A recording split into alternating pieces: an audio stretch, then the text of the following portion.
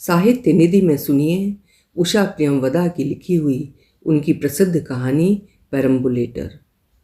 उषा प्रियमवदा जी हिंदी साहित्य में नई कहानी आंदोलन की प्रमुख लेखिका मानी जाती हैं। उन्होंने अपने जीवन की अर्जित अनुभूतियाँ, स्मृतियाँ और कल्पनाओं की अभिव्यक्ति को अपनी रचनाओं का विषय बनाया, जिससे पाठक वर्ग जुड़ा हुआ महसूस करता है। प्रस्तुत है कहानी मेरी जुबानी। मैं हूँ सीमा सिंह। तब कालिंदी की नई नई शादी हुई थी। एक शाम को वो परमेश्वरी के साथ घूमने गई और बाजार में इधर उधर 2 चक्कर लगाकर वे बाद में पार्क में एक बेंच पर जा बैठे। थकी कालिंदी ने झुककर देर से गड़ता हुआ सैंडल का बक्सुआ ढीला किया और एक लंबी सांस छोड़कर बेंच से टिक गई। परमेश्वरी ने अपने घुटनों पर रुमाल बिछा दिया और जेब से एक मुट्ठी मेवा उस पर रखता हुआ बोला, खाओ। कालिंदी की उजली आंखों में कभी कभी लाज के डोरे उभर आते थे। अब तक खुल्लम खुल्ला सबके सामने पति के साथ आज़ादी से बैठने की आदी नहीं हो पाई थी। वो शर्मीली आंखें उसने उठाकर एक बार परमेश्वरी को देखा, फिर एक काजू उठाकर मुंह में डाल लिया और आंखें सामने गड़ा दी। हवा में ठंडक आ गई थी। जाड़े के फूलों में कलियां फूट चुकी थीं और पनसुट्टी के झुरमुट में बड़े बड़े लाल फूल झूम रहे थे। कुछ दूर पर कुछ बच्चों की गाड़ियां खड़ी थीं और 3-4 आयाएं आपस में बैठकर बातें कर रही थीं। परमेश्वरी ने भी उधर देखा, फिर जरा सी मुस्कुराहट उसके होंठ छू गई। तुम्हें भी खरीद दूं एक पेरम्बुलेटर? कालिंदी कानों तक लाल हो गई। सायास आंखें उठाकर परमेश्वरी को देखा। हटिए, आप बड़े खराब हैं, और थोड़ा दूर खिसक कर बैठ गई। परमेश्वरी हंस दिया और उसकी दुष्टतापूर्ण हंसी कालिंदी के दिल में हिलोरें लेती रही। कुछ महीनों बाद जब घर का काम समाप्त कर कालिंदी थकी सी अपनी चारपाई पर लेटी तो परमेश्वरी ने कहा, एक बात सोचता हूँ। कालिंदी के कान चौके में काम करती मेहरी पे लगे थे। बर्तन मांजने की आवाज़ बंद हो गई थी, कहीं चीनी ना निकाल ले डिब्बे से। सोचते हुए कालिंदी ने कहा, दफ्तर के जोशी जी की बदली हो गई है, फालतू सामान निकाल रहे हैं, बच्चे की गाड़ी भी है, सस्ती मिल जाएगी। चौके में नल गिरने लगा था और बर्तन धोने की आवाज़ आई, इसलिए पूरा ध्यान परमेश्वरी की ओर देकर उसने कहा, नहीं भाई, हम पुरानी चीज़ें नहीं लेंगे। तो फिर जाने दो, मैंने तो वैसे ही कहा था। ये कहकर परमेश्वरी चुप हो गया। कुछ देर चुप रहने के बाद कालिंदी ने कहा, एक बात हो सकती है, वो रुपए रखे हैं ना, उनसे नई खरीद लें। बिना उत्साह दिखाए परमेश्वरी बोला, रहने दो, तुम तो कानों के लिए कुछ बनवाने के लिए कह रही थी ना। पर कालिंदी उठकर बैठ गई थी। उसकी आंखें उत्साह से चमक उठीं। ओह, बाली बुंदों का क्या होगा, हम तो गाड़ी ही लेंगे। एक चीज़ हो जाएगी घर में, रुपयों का तो पता ही नहीं लगता जाने कहाँ खर्च हो जाते हैं। सुनिए ना, तो कल ही चलकर ले लें। उसकी अधीरता पर परमेश्वरी को हंसी आ गई। कल क्यों, चलो आज ही खरीद लें, अभी दुकान खुली ही होगी। आपको तो बस हंसी ही सूझती है। जाइए, हम नहीं खरीदते गाड़ी वाड़ी, बस खुश। अब कालिंदी रूठ गई और रूठी ही रही। परमेश्वरी के कई बार कहने पर भी गाड़ी पसंद करने नहीं गई। लाचार परमेश्वरी अपने आप ही खरीद लाया। तब लाख प्रयत्न करने पर भी रोकने से कालिंदी की आंखों से हंसी फूट पड़ी। जल्दी जल्दी उसे चारों तरफ से देख डाला, फिर मुग्ध होकर बोली, कैसी प्यारी है, कैसा अच्छा सा रंग, कैसे पहिए, कैसा सुंदर हुड। अब तो इसके नाप की गद्दी बनवानी पड़ेगी, है ना। और उस क्षण परमेश्वरी को लगा कि अब जीवन में उसे कुछ और नहीं चाहिए। उसने आसमान छू लिया है। पुलकित कालिंदी और आने वाले शिशु की प्रतीक ये गाड़ी अब कुछ दिन बाद इसमें लेटा नन्हा मुन्ना घर में परिवर्तन ले आएगा। उसी की आवश्यकता पर दोनों को नई चर्या बनेगी। फिर बैठना सीखकर इसमें से झांका करेगा। सारे घर में उसकी हंसी, उसकी किलकारियाँ प्रतिध्वनित हुआ करेंगी। और गाड़ी का हैंडल पकड़े कालिंदी सोच रही थी, अब मैं इसमें नाप की गद्दियाँ सीऊंगी, छोटे छोटे तकियों पर रंग बिरंगे फूल बनाऊंगी। उसकी आंखें परमेश्वरी की आंखों से मिलीं और दोनों अपने अपने सपनों की अमूल्य निधि को संजोए मुस्कुरा दिए। छोटा सा घर था, सीमित आय, पर कालिंदी वहाँ की रानी थी। काम धंधा समाप्त कर लेट जाती और कभी कभी कुछ करते करते भी हाथ रुक जाते और एक गोल सा चेहरा आंखों के आगे आ जाता। उसकी पीठ पर भार देकर ठुनकता हुआ, उसके हर काम में विघ्न डालता हुआ। जितनी बार कमरे में जाती एक नज़र गाड़ी पर जरूर डाल देती। उसके दिन एक मधुर उत्सुक आशा में बीतते जा रहे थे। परमेश्वरी को तब ऑफिस में कुछ देर हो गई थी। छुट्टी पाकर मज़े में कुछ गुनगुनाता हुआ वापस लौट रहा था। घर के बाहर बरामदे में साइकिल टिकाकर ज्यों ही दरवाजे पर हाथ लगाया, अंदर से खुल गया। दरवाजे पर पड़ोसी केशव बाबू की लड़की थी। उसे देखकर बोली, अम्मा के संग भाभी अस्पताल गई हैं, आप जैसे ही आएं वैसे ही जाने को कहा है। कुछ देर चुप रहकर परमेश्वरी ने यह बात ग्रहण की, फिर कहा, अच्छा जाता हूँ। चंदा ने कहा, नाश्ता कर लीजिए, भाभी निकाल कर रख गई हैं। परमेश्वरी भूखा था मगर कहा, नहीं पहले वहाँ हो आऊँ। परमेश्वरी ने साइकिल उठाई, तेजी से पैर चलाए और आगे बढ़ा। एक ओर तो उसे आह्लाद पुलका जाता था, दूसरी ओर कई चिंताएं थीं। माँ को बुलाया था, वो आ नहीं पाई थी, पता नहीं कालिंदी कैसी होगी। अस्पताल पहुंचकर उसने इधर उधर पता लगाया, तभी चंदा की माँ आई। परमेश्वरी को देखकर उन्होंने तुरंत आंचल आंखों पर रखकर ऊँ करना शुरू कर दिया। हकलाकर परमेश्वरी ने पूछा, क्या बात है? तब उन्होंने बताया कि कालिंदी ने एक मृत कन्या को जन्म दिया है। कालिंदी फिर धीरे धीरे सिसकने लगी थी। परमेश्वरी ने मुट्ठियां भींच लीं और निश्चेष्ट पड़ा रहा। बगल की कोठरी से कुछ खटपट की आवाज़ आ रही थी। फिर रानी का बच्चा रो पड़ा और रानी उसे चुप कराने लगी। परमेश्वरी लेटे लेटे सब कुछ सुन रहा था।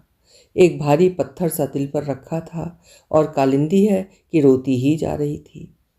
परमेश्वरी ने हाथ बढ़ाकर उसका हाथ पकड़ लिया और कहा, चुप हो जाओ, क्या बचपना करती हो। कालिंदी चुप रही।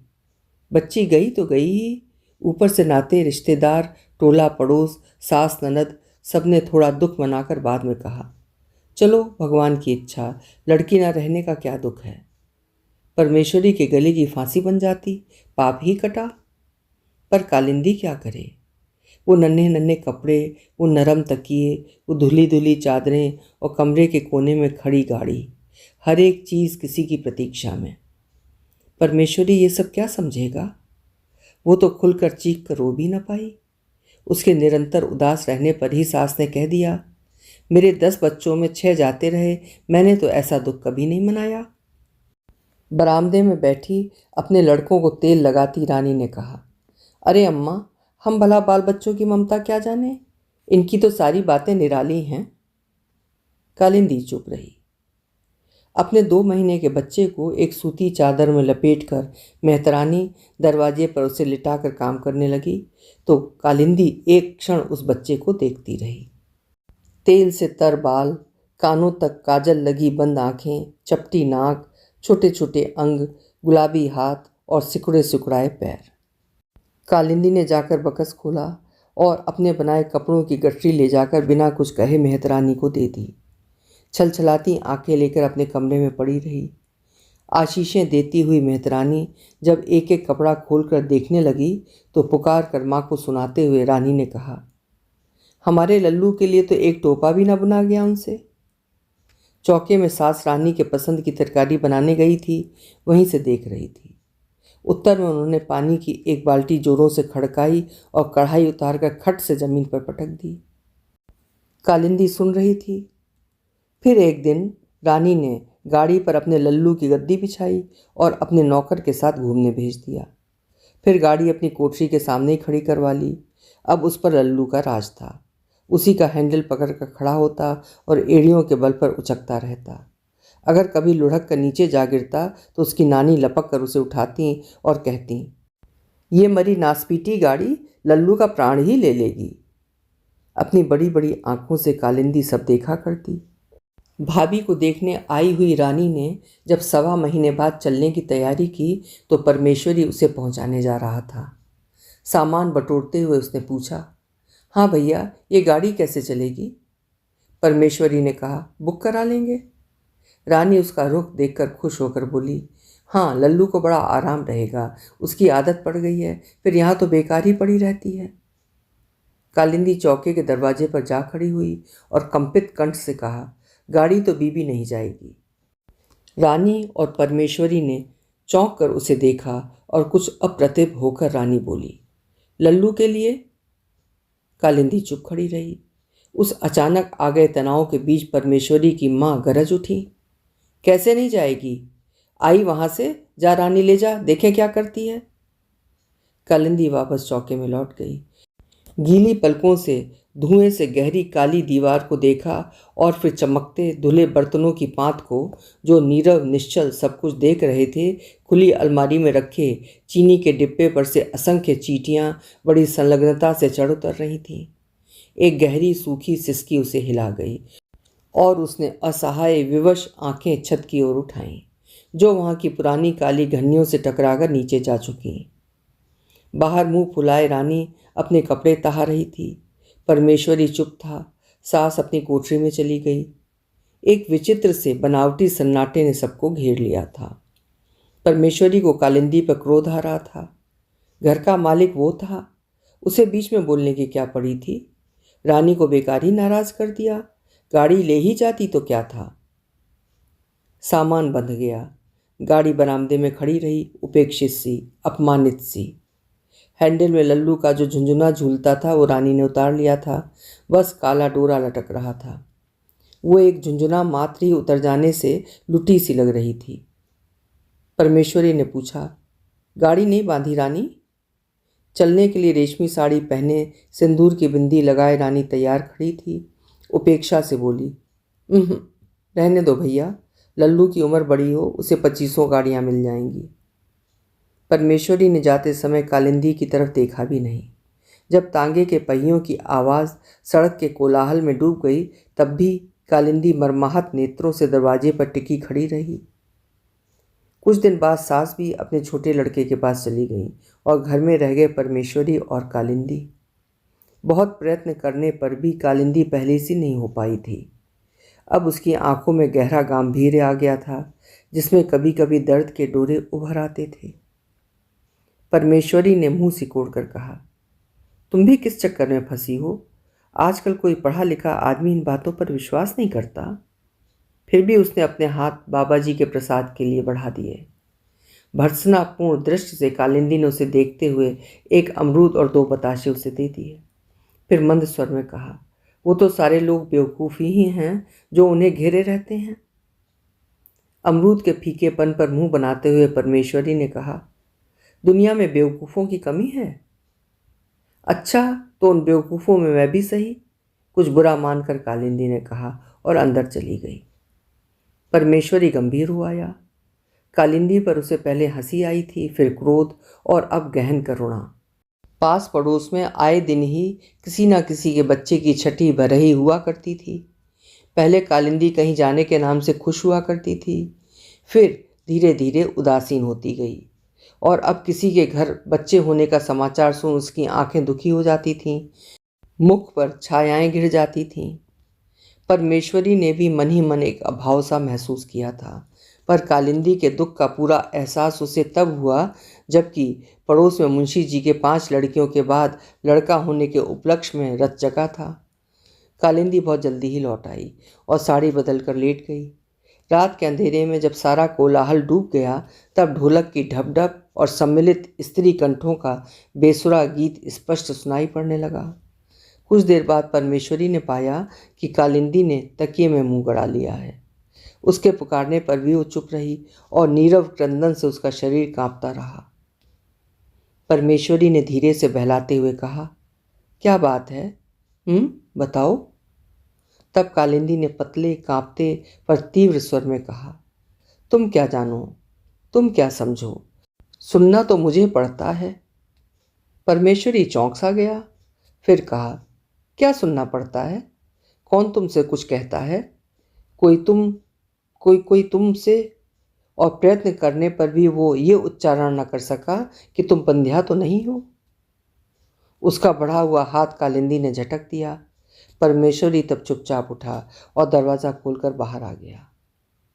यहाँ गीतों की एक रस आवाज़ कुछ धीमी थी। सड़क किनारे पेड़ एकदम शांत थे और धीमी बत्तियों पर दो एक पतंगे मंडरा रहे थे। आसपास घरों की बत्तियां बुझ गई थीं और सड़क पर अपनी दुकान बंद कर पान वाला घर जा रहा था और उसके भारी जूते सड़क पर खट खट करते जा रहे थे।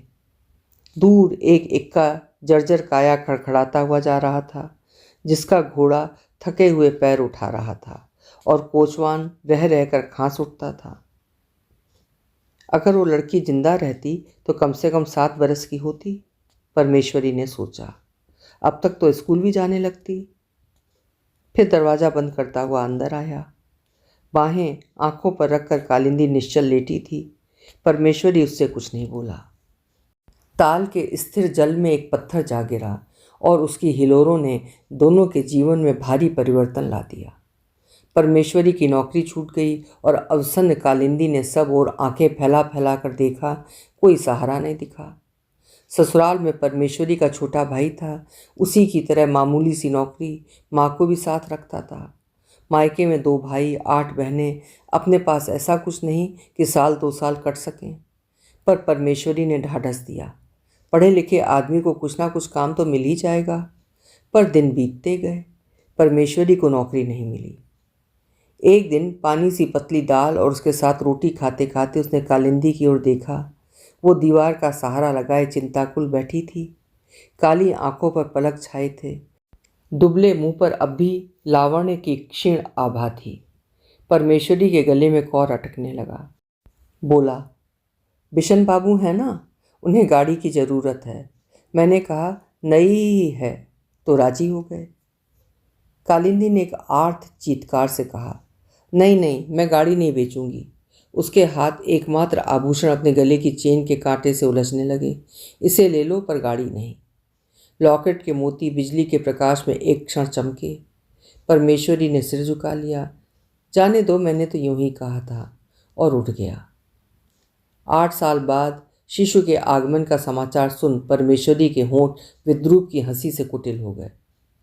इस बार प्रसव के लिए कालिंदी को घर जाना पड़ा। उसके आभरण रहित अंग और पीला उदास मुख देखकर उसकी माँ की आंखों में अपने आप पानी भर आया। पर कालिंदी को वहाँ विचित्र सी राहत मिली। भाई बहनों की हंसी में वो अपने अगणित चिंताएं भूल सी गई।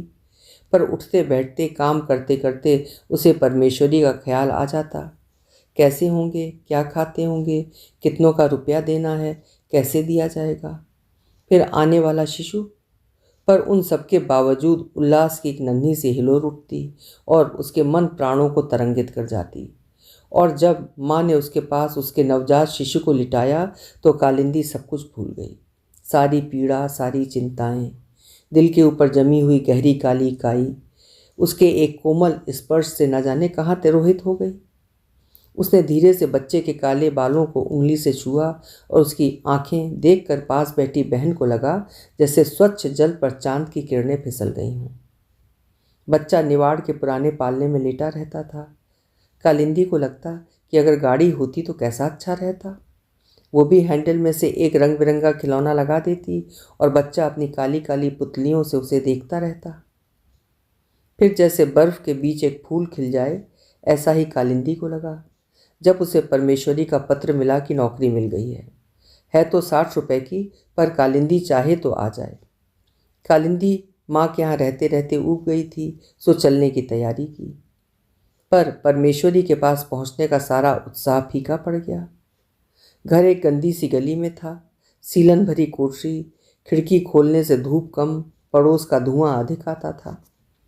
आगे खपरेल का एक बरामदा, ये घर था। परमेश्वरी बिल्कुल दुबला हो गया था। गालों की हड्डियां उभर आई थीं। सामान के नाम पर 2 चारपाई और बेंत की 2 कुर्सियां थीं।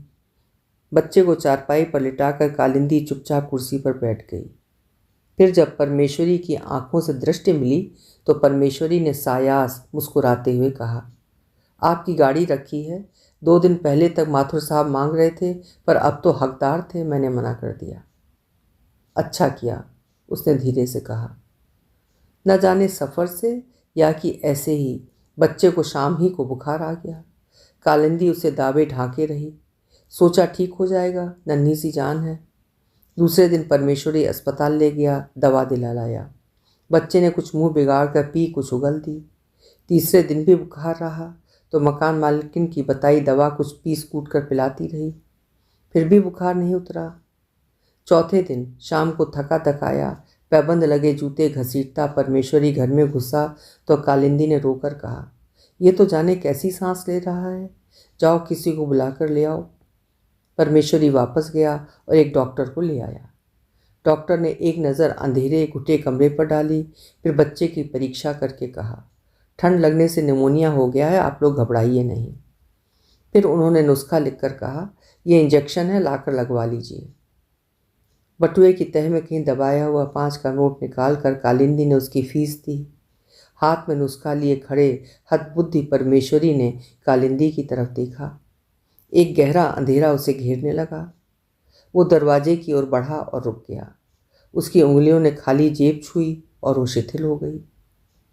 कालिंदी ने बच्चे को गोद में लेकर अच्छी तरह ढक दिया और कांपते कंठ से कहा, खड़े क्या हो, गाड़ी लेकर जाओ और कहीं बेचकर दवा ले आओ। और आंखों पर आंचल रख लिया। अभी आप सुन रहे थे उषा प्रियमवदा जी की लिखी हुई उनकी प्रसिद्ध कहानी पेरम्बुलेटर। उषा प्रियमवदा जी हिंदी साहित्य की उन चर्चित लेखिकाओं में से एक हैं जिनकी कई रचनाओं को स्कूल व कॉलेजों के सिलेबस में पढ़ाया जाता है।